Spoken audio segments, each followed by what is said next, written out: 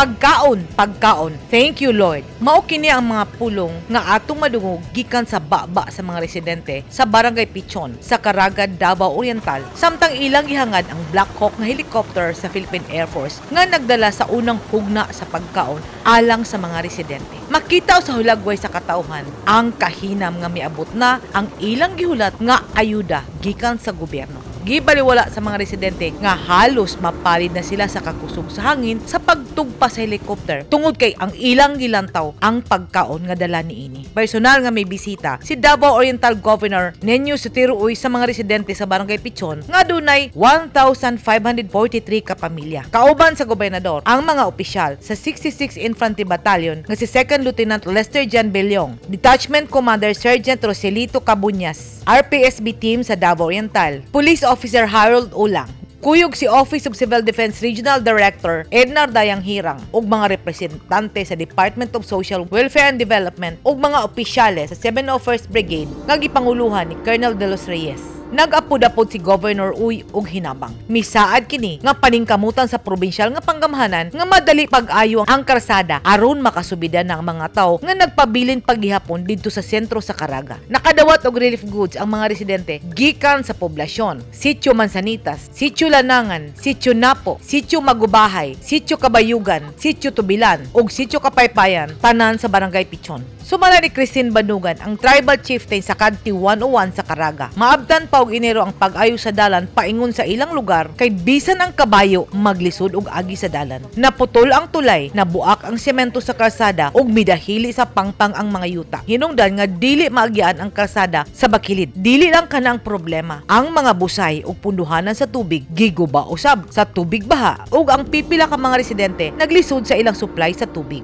Ang Lamyawan Bridge, ang tulay nga nagkonekta sa Barangay Pichon paingon sa sentro sa Caraga, naputol usab. Wala pay klarong pondo ang gobyerno nga ikahatag aron kini mabutangan og tulay. Ang mga residente gikinahanglan musakay og bangka aron makatabok apan kung magbaha dili kini maagian. Padayon pang gibuldos og ginatrabaho ang kalsada paingon sa Barangay Pichon. Ang mga miyembro sa RPSB mitabang na sa clearing operations ug ang tanang puwersa sa Provincial Engineering Office. Ang Pichon mao ang paraiso sa tribong Mandaya sa Davao Oriental. Nanginabuhi ang mga residente sa pagtanom og abaka, saging uban pang lagutmon. Naanad na sila sa kalisod. Apan mas misamot ang ilang kalisod sa dihang gikuso-kuso ang ilang lugar sa Bagyong Kabayan. Bugnaw ug tuwa sa bukid na himutang ang ilang paraiso. Ug mas may bugnaw kini tungod sa tumang kalisod. Sa atong pagselebrar sa Pasko, nang hinaot kami nga unta kitang adunay kapasidad nga motabang makahinumdom sa ilang kalisod aron ilang mabati ang tinuod nga diwa sa Pasko, ang pagmahal ug pagtinabangay taliwala sa kalisod. Edith Caduayo, News 10 Philippines.